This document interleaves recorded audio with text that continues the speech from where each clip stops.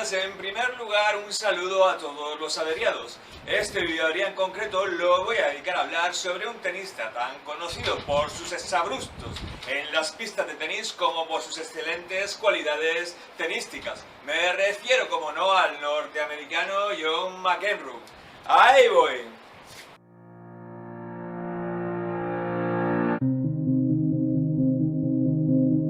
John McEnroe nació por casualidad en Alemania, pero es el típico neoyorquino. De hecho, en esa ciudad ha pasado toda su vida, donde desde pequeño fue mudándose a distintos barrios. Sus padres, preocupados por su formación, cuando comprobaron que tenía un gran talento en el tenis, lo fueron apuntando a diversos clubes y academias, así que desde muy pequeño pudo demostrar un carácter competitivo y participar en docenas de torneos nacionales de tenis hasta que debutó en un Grand Slam, Roland Garros 1977.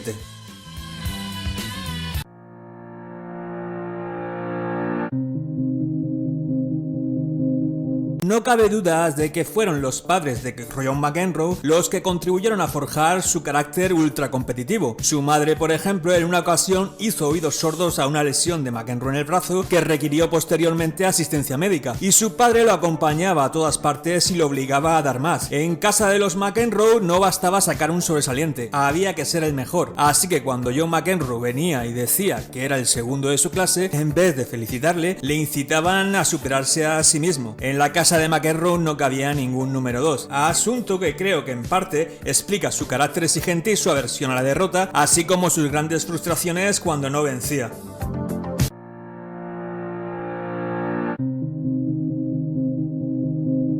El gran ídolo deportivo de la vida de John McEnroe fue sin dudas el tenista australiano Rod Laver, el único hombre en ganar los 4 títulos de Grand Slam en el mismo año en 2 ocasiones, 1962 y 1969. En cuanto a su mal carácter, creo que es inevitable citar la influencia en Nastase, con quien jugó, por cierto, uno de los encuentros más broncos que se recuerdan en el Open USA del 79. Y en cuanto a sus grandes rivales, de menos a más, creo que el tercero sería el checo Ivan Lendl, el segundo el norteamericano Jimmy Connors y el primero, por supuesto, el sueco Björn Borg.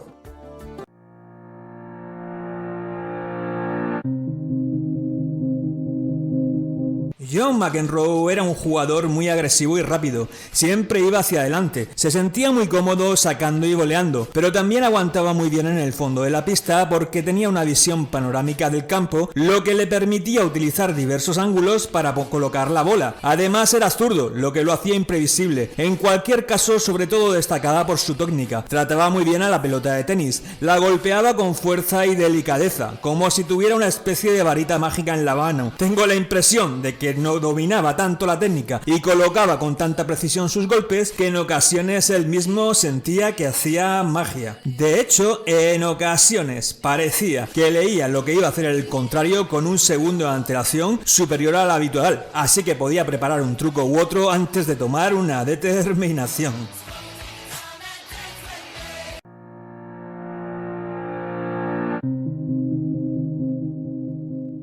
Creo que una semblanza de John McEnroe como tenista nunca estaría completa sin tener en cuenta su increíble desempeño como doblista, algo que lo relajaba de tener él solo la responsabilidad individual de llevar hacia adelante los partidos. La pareja que formó junto a Pebble Fleming fue realmente consistente y casi imbatible por momentos. McEnroe conquistó ni más ni menos que 77 títulos como doblista, la mayoría con Fleming, pero también con Michael Stites y Mark Woodford, y también contribuyó, por cierto, a devolver la grandeza de su país en la Copa Davis, competición que se tomó muy en serio y ganó ni más ni menos que en 5 ocasiones. Inolvidable, por cierto, su desempeño junto a Peter Sampras en la final conquistada en 1992 contra Suiza en el Target Center de Minnesota.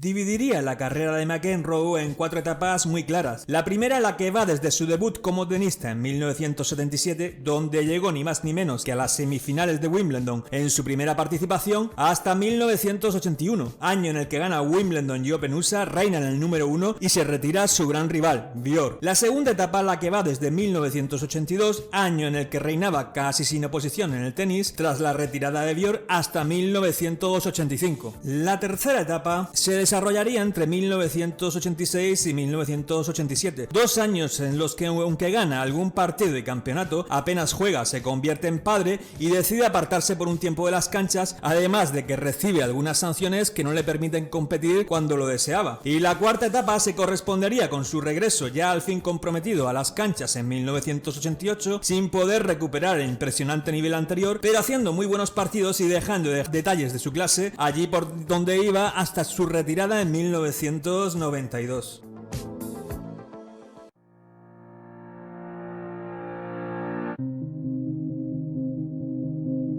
Las 5 grandes derrotas de la carrera de John McEnroe serían las siguientes en mi opinión. En quinto lugar, su derrota contra Mats Wilander en la semifinal de Roland Garros del 85, más que nada porque sería la constatación de que nunca podría ganar un torneo que había ambicionado muchísimo. En cuarto lugar, su derrota contra Ivan Lendl en el Open USA del 85, que en parte marcaría el comienzo de su lento declive. En tercer lugar, su impresionante final contra Connors en Wimbledon de 1982, una derrota en 5 sets de esas que dejan cicatrices personales.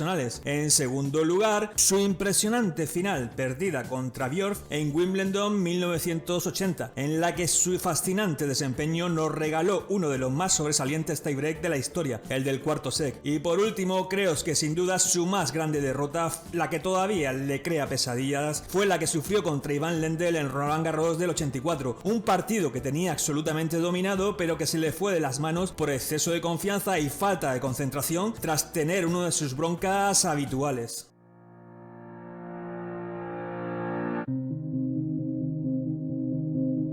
Bajo mi punto de vista, los 5 triunfos más importantes de John McEnroe a lo largo de su carrera serían los siguientes. En quinto lugar, sus victorias frente a Ivan Lendl en el Open USA del 84 y el Masters de Nueva York del mismo año, que en parte le ayudaron a quitarse un poco el mal sabor de boca de su derrota en la final de Roland Garros meses antes. En cuarto lugar, su primer Grand Slam, el Open USA del 79, conquistado con total autoridad frente a su colega Vitas Gerulaitis. En tercer lugar, su avasallador triunfo frente a Jimmy Connors en Wimbledon 84. En segundo lugar, su triunfo frente a Björk en 5 sets en el Open USA del año 80. Y por supuesto, en primer lugar, siempre pondría su enorme victoria en Wimbledon en 1981 en otra maravillosa final contra Björk, gracias a la que llegó al trono más grande del tenis.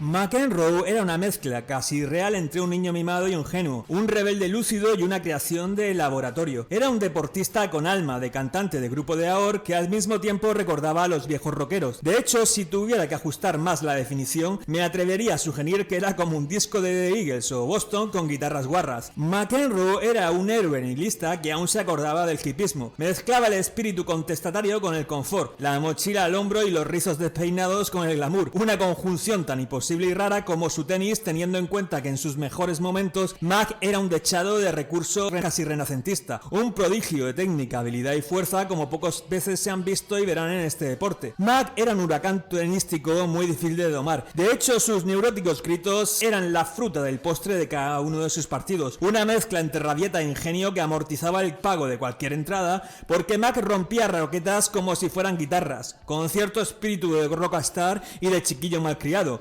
aunque obviamente eso también le ganó una bien merecida fama de ser un niño consentido, uno de esos ricos mamones que cumplen todos los estereotipos del chulo norteamericano prototípico. En cierto sentido, Mac jugaba siempre como si tuviera burbujas en vez de sangre y fuera un vaso de Coca-Cola a punto de estallar. De hecho, su palmarés únicamente posee 7 Grand Slam cuando su talento le daba perfectamente para tener al menos el doble, y su prematura salida del primer escalafón tenístico creo que tiene más que ver con su incapacidad para mantener el control y aceptar las derrotas con cierta naturalidad que con sus condiciones naturales excelentes para la práctica del tenis.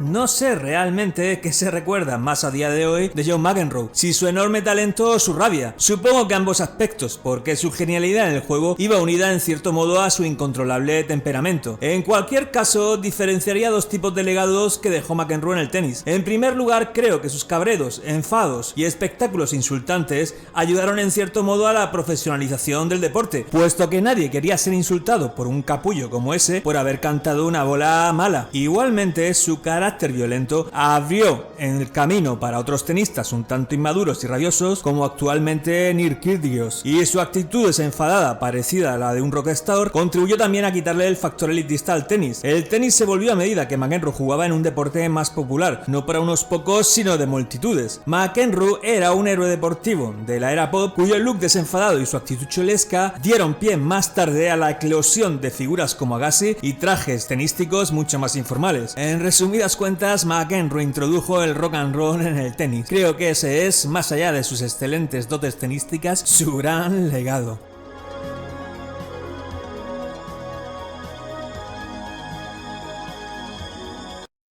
Pues confío que os haya gustado este vídeo de día y que si ha sido así os suscribáis. Mi intención era únicamente homenajear en la medida de mis posibilidades a un tenista que marcó época en su momento. Cómo no, John McEnroe. Hasta la próxima.